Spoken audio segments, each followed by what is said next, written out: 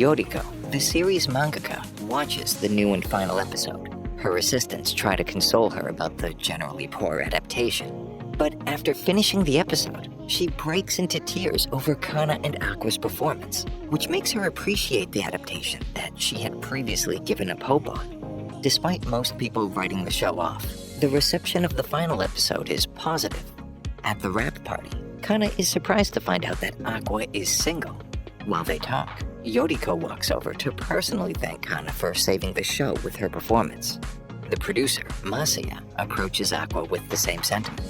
Aqua's clandestine DNA test from his cigarette butts proved that he isn't his father. He notes, however, that Aqua looks like I, having worked closely with her in the past. Aqua asks about his relationship with I, and he reveals that he used to recommend restaurants and such where she could meet guys without her agency catching on. This piques Aqua's interest, and he tries to get more details about her relationships. This gives Masaya the leverage to ask Aqua to be in a new reality dating show in exchange for information about I. On the twins' first day of school, Kana points out that every student is an entertainer of some sort, which makes Ruby nervous. In class, she meets Minami, a pinup model, and the two quickly become friends.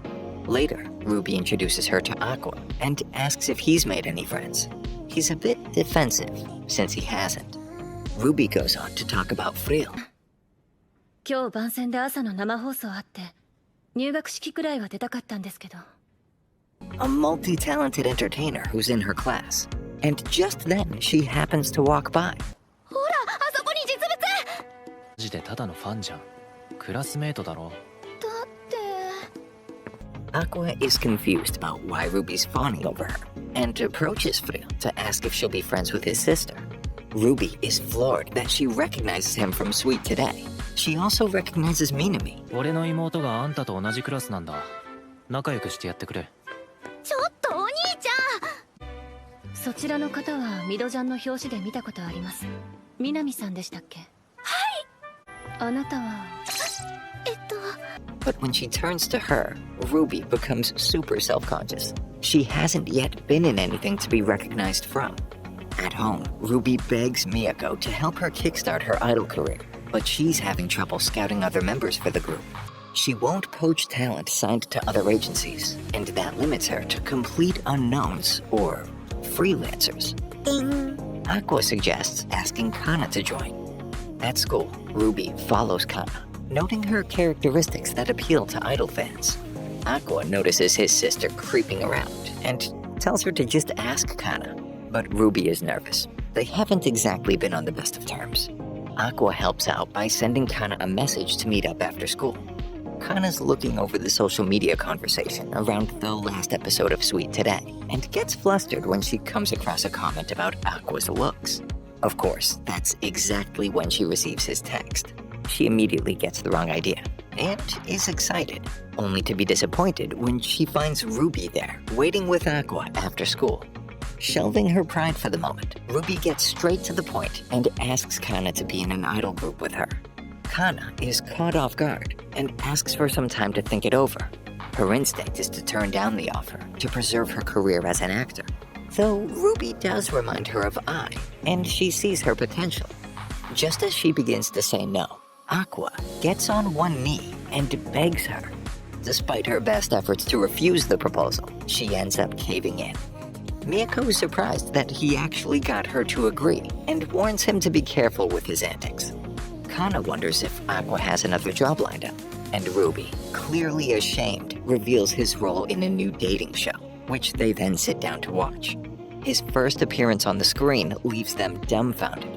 Aqua's behavior, disposition, the things he says, it's not him at all. Miyako overhears this and reminds them that he is an actor after all. But this reassurance doesn't make Kana feel any better. On set, Aqua meets co-star Yuki, who's equally unenthusiastic about the show. She makes several humbling admissions, including that she's bad at making conversation. But it turns out she was just playing for the cameras, which are always filming.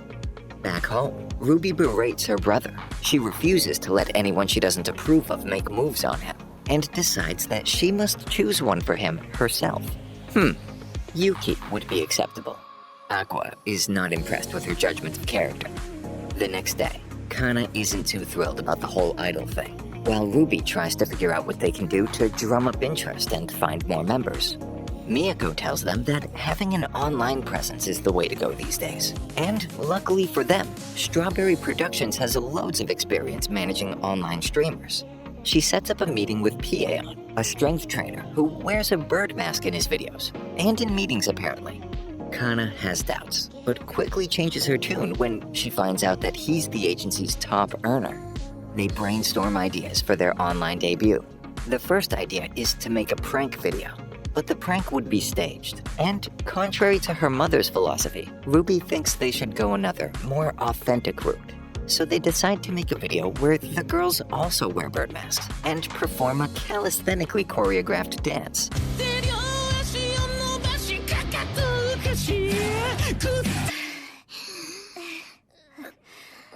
If they can last 1 hour, then they will reveal their faces. The collaboration is way harder than they thought, and they barely make it to the end. But they do, and after the hour is up, the girls remove their masks and try to introduce themselves while gasping for breath. When their host asks what their group's name is, Kana lets Ruby choose one on the spot. They are Komachi, named directly after I's group. Yuki toys with the idea of quitting on the latest episode of Love Now. The producers love it for the cliffhanger, and their audience eats up the drama. But when the cameras are off, she reveals that she wasn't actually planning on leaving the show, but she wasn't acting either. Those were real feelings, and she was just exaggerating them. Akane, one of her co-stars, takes notes on everything. After another day of filming, some of the cast members plan to go out for dinner. Nobuyuki invites Aqua along, and he begrudgingly accepts. At the restaurant, Aqua notices Akane's awkward tendency to not get very involved, but write everything down. At home, Ruby chews Aqua out for skipping out on their Sunday dinner, and bemoans how staged the quote-unquote reality show is. He explains that the cast often does act genuinely, but sometimes lying about things protects them in their real lives. A love triangle forms on set revolving around Yuki, leaving Akane feeling invisible. Aqua distances himself and stays on the sidelines with Memcho. She's pleased that she's racking up viewers on her YouTube channel, which was her objective. Though she's growing concerned for Akane, who doesn't seem to be doing well. She hasn't been able to find her groove on the show. Later, Akane overhears her manager getting chewed out by her agency's president. Her lack of screen time is an embarrassment, and he accuses them of not taking this opportunity seriously. Her manager wishes she hadn't overheard that. He considers it his job to protect her from that kind of thing, and tries to assure her that he expects nothing more than everything she's already putting into her performance. But she takes what she heard to heart and feels pressured to stand out. At Strawberry Productions, Kana stops Ruby from posting complaints about a drink. If they're going to be idols, then pissing off any potential sponsors is just bad business. A somewhat clueless Ruby doesn't get how they'd even notice. Kana points out that Ruby looks herself up online, doesn't she? And grabs her phone to prove it. She does. She then assures her that companies ego-surf their brands as well. They'll see it. On set, Akane feels she needs to get more screen time however she can, and even asks the director for advice. He suggests she could be the bad girl. While Yuki does Akane's nails, Akane admits she feels like she has to make some kind of move to stand out before the show ends. Yuki understands, but is also pretty happy with being front and center on the show, and warns her that she's not going to back down. Later, Akane manages to get Nobuyuki aside to talk, but Yuki steps in and almost effortlessly steals him away. Not wanting to fall into obscurity, Akane goes after them and ends up scratching Yuki's face. The crew cuts to address the wound.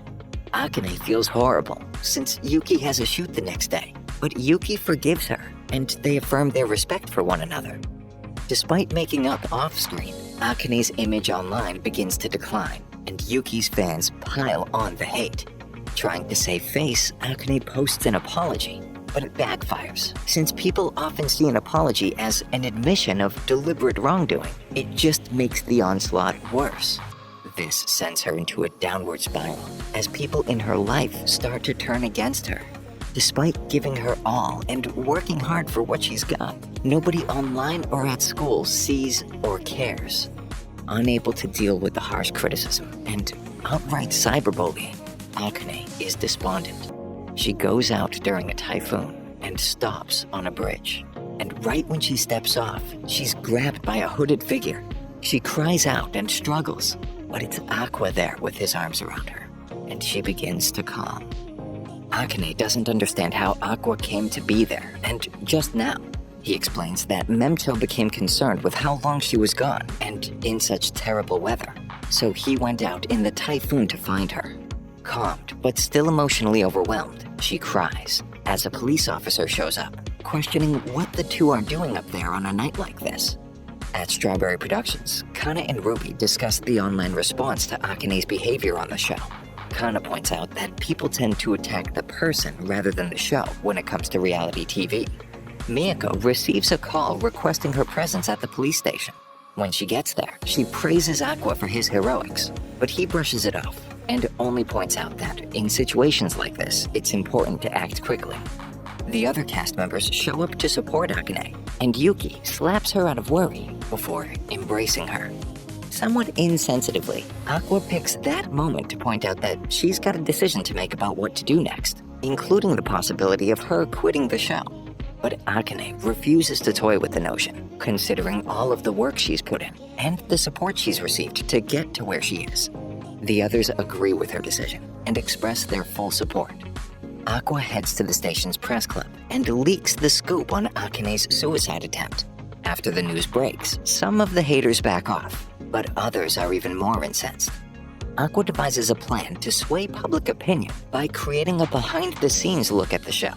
He approaches Memcho, who agrees to help and offers to use her knowledge of social media to help the video spread online. Kengo is on board as well and volunteers to write the music.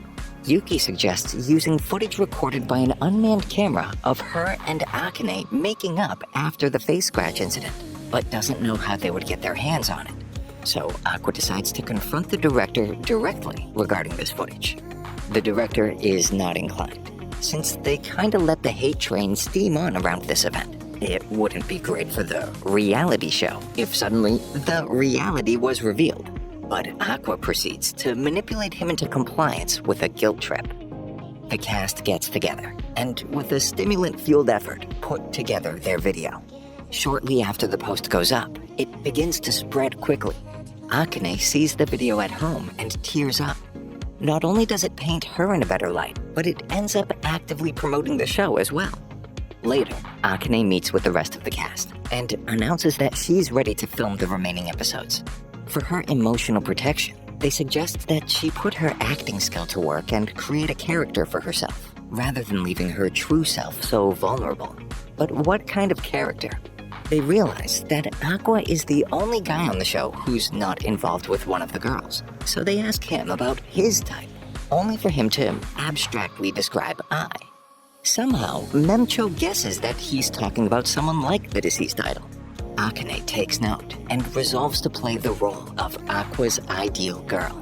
But Aqua has doubts about whether anyone could ever come close to mimicking what obviously can only come naturally. Akane researches I extensively, even wondering about what her type was. She goes a bit overboard with her research, maybe a little overzealous in her attempt to repay Aqua for his kindness. Meanwhile, Kana asks Aqua about how Akane is doing, and then expresses disappointment that she didn't retire. Apparently, she views her as a rival in the acting space. Aqua's limited experience is strictly as a screen actor, and he was unaware of Akane's superb reputation in theater. Akane returns to the set and formally apologizes to the crew for causing them trouble. When Aqua shows up, she gets his attention immediately by assuming her new character modeled on I. He's stopped in his tracks and turns to witness the newly motivated Akane emulating the full magnitude of her presence to a T. Aqua does not know how to respond to Akane's transformation. It's too good, it's eerie, and whether he likes it or not, it's having an effect. Realizing what's going down, Memcho and Yuki egg him on, but he becomes defensive and walks out. Akane drops the act after seeing Aqua's strong reaction. and the two girls question her about whether she has genuine feelings towards him. She admits that she would date Aqua if he were on board. Aqua is forced to wrestle with the nature of his relationship with Ai. More than a fan, and more than her son, he's confused and either can't find the words or won't utter them. Later on, Aqua catches up to a despondent Kana on her way to school and asks if she'll skip class with him. She enthusiastically agrees and suggests a number of things they could do, which he rejects and then takes her to a park to play catch. She doesn't hesitate to tell him how weird that is, how weird he is. Kana's not exactly athletic, and she asks him why he didn't ask someone else, like someone from the cast of Love Now. But he dismisses that as work, and those people just colleagues. She pivots to Akane and starts talking about his type. Aqua becomes introspective. His body is finally catching up to the maturity of his mind. He mentions that he's beginning to see girls around his age as potential love interests, with a particular preference for slightly older women, which excites her, being a year older herself. He levels with himself that he doesn't feel anything romantic towards Akane. Anything there is just the shell of a memory. On set, Akane reveals that she imagines that Ai had a secret child. This makes it easier for her to reconcile her sometimes erratic behavior. Aqua recognizes that she truly is extraordinary. Though sure in his position that their relationship is strictly professional, he decides to not let what's before him go to waste, and he kisses her on camera. Kana is mortified when she sees the episode. Filming of the series is finished. At the wrap party, the other cast members question whether Akane and Aqua will date now that the show is over. The director chimes in, saying that since the contracts are fulfilled, it's now up to the actors to decide how they proceed. Aqua ducks out to talk with the producer, who proposed being on the show in exchange for information about Ai. Now that Aqua's fulfilled his end of the bargain, the producer suggests getting sushi sometime, and he'll divulge some choice information. Back inside, Akane confronts Aqua about their relationship and how they should move forward. He confesses that they don't have a future romantically, but softens the blow by expressing his admiration for her as an actor. They professionally decide to keep up appearances for a while, for the sake of their careers. Afterwards, Memcho and Aqua walk home together. She reveals that she really wanted to be an idol, which obviously gives Aqua the idea to pitch becoming a member of Komachi. She's dismissive of the offer at first, but then realizes that he's serious. At Strawberry Productions, Miyako is surprised that Memcho wants to be an idol, and playfully suggests that she should have hired Aqua as a scout. Although Miyako is fine with it, she calls Memcho out for not being completely honest about her age, and everyone is floored when they find out that she's really 25. She explains that while she was in high school, her mother fell ill. Her dreams took a back seat while she worked different jobs to help her family. Ruby and Kana chime in supportively and reassure her that her age doesn't matter. She can become an idol regardless. In class, Ruby and Minami talk about Aqua's kiss and subsequent relationship, when Frill shows up and surprises them with her sense of humor. They talk about how all the girls are fawning over Aqua after his role on the show.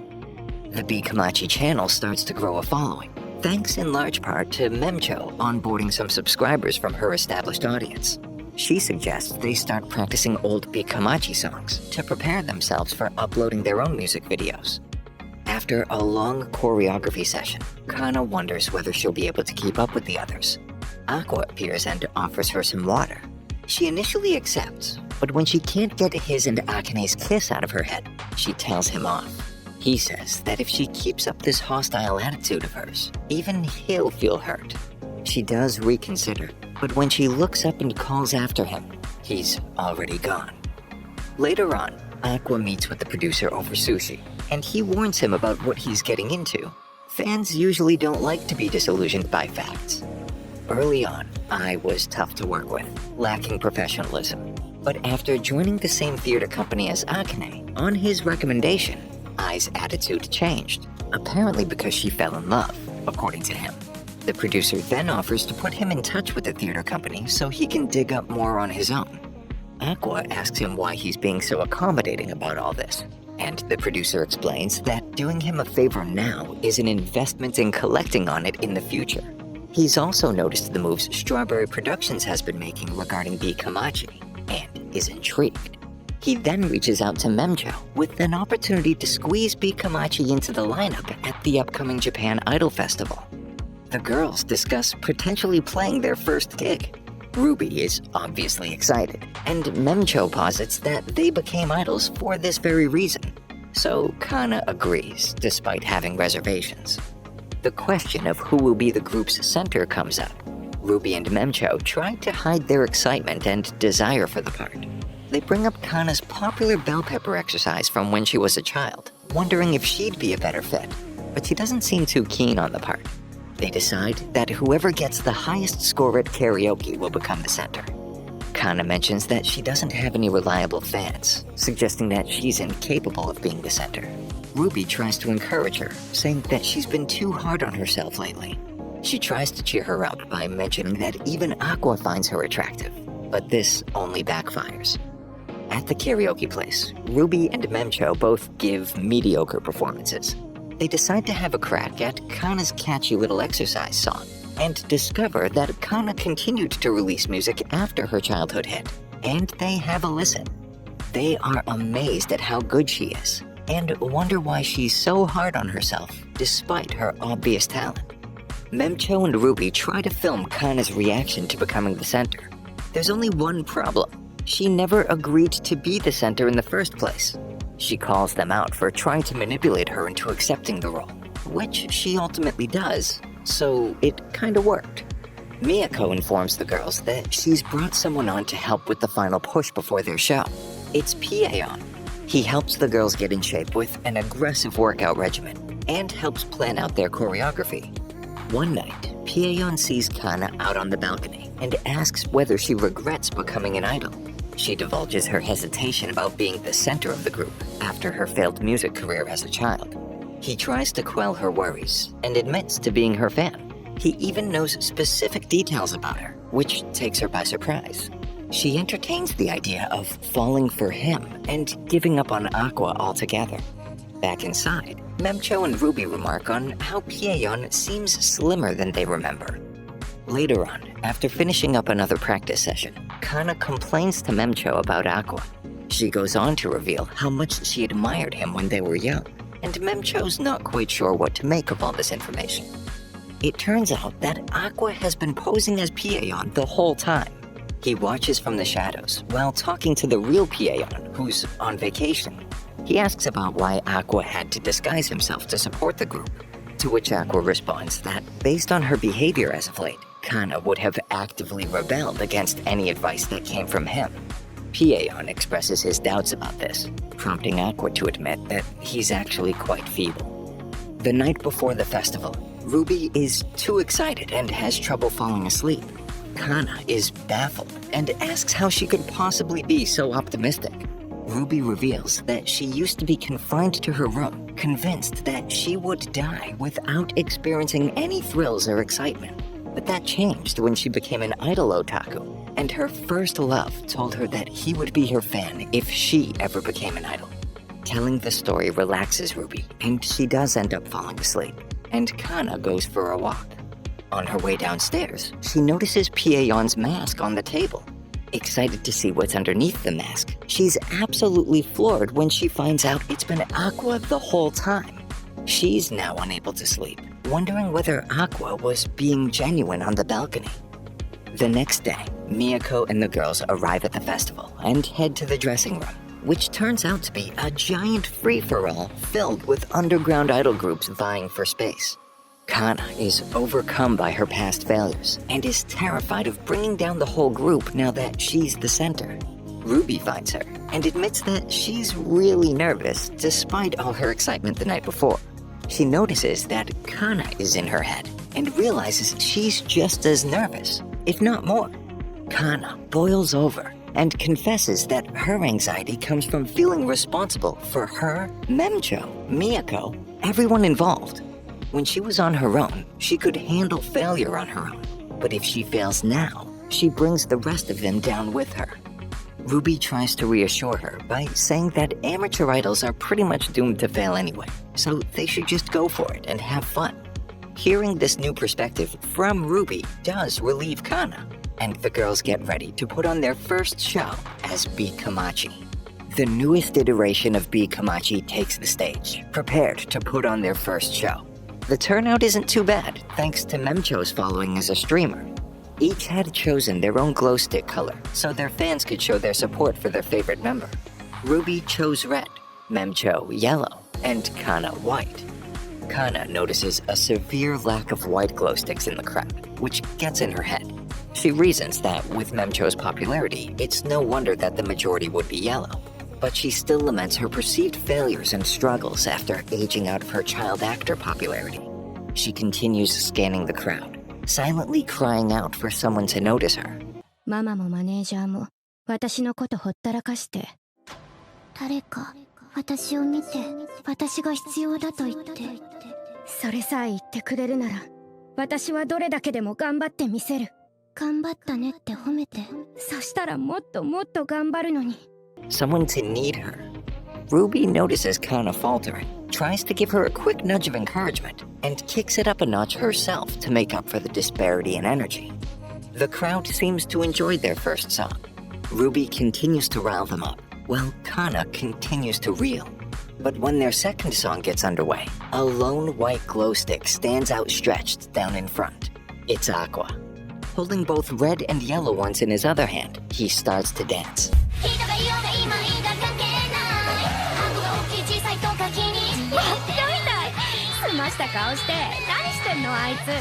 Kinda ridiculously and completely straight-faced. Ruby almost cracks up, while Kana lights up, completely changing her tune. The group really hits their stride, and even a former fan of the old Komachi feels the same vibe that I gave off coming from Ruby and gets into it. Their first performance is a success. Afterwards, on their way home, Kana asks Aqua what he thought of the show, and he replies that it was fine. Before Kana can fire back, he explains that they have far better performances to come, so there's no point in raving about it just yet. In the front seat, Memcho wonders why they keep going for each other's throats, but Miyako implies that there's something else going on between them, and then asks Aqua about Akane, just to stir things up and show Memcho what she means. He admits that they haven't seen each other since the after-party, and that their relationship is strictly to keep up appearances after their performance on Love Now. Kana goes red and lights up. Memcho finally gets it, and starts to worry that a love triangle is forming. Kana approaches Aqua the next day, and questions him about impersonating Pieyon. He tells her that since they weren't on speaking terms at the time, he figured it was the best way to help them prepare without the two of them clashing. Kana interprets this as Aqua going out of his way just for her, and becomes even more brazen in her teasing. Ruby sees the two interacting, and tells Memcho that Kana brings out the old Aqua, which makes Ruby happy, but Memcho worries that Akane has her work cut out for her. Elsewhere, the producer who gave Aqua info about Ai meets with an event manager who's putting together a stage production based on the widely popular manga Tokyo Blade. It turns out that Akane's theater company is providing some of the cast. So, naturally, if she's playing the lead, Aqua would be a shoo-in for the love interest. The next day, Aqua and Akane go on a date to take pictures for Instagram to maintain their public appearance. They discuss the play, and Akane mentions that Aqua's character has another love interest and wonders who will be cast for that part. She doesn't have to wonder long, however, as Kana drops in on them, having stalked their real-time Instagram posts, and tells them that she's playing the role. Akane is furious that her eternal rival is cast as, well, her rival. After she leaves, Akane fills Aqua in on how she and Kana often competed for the same roles throughout their childhood careers, Kana having won the majority of them. Aqua comments on how he doesn't get why actors are so obsessed with winning. Thinking about what the producer told him about Ai joining a workshop with the same theater company, he can't refuse the opportunity to glean more information, and tells Akane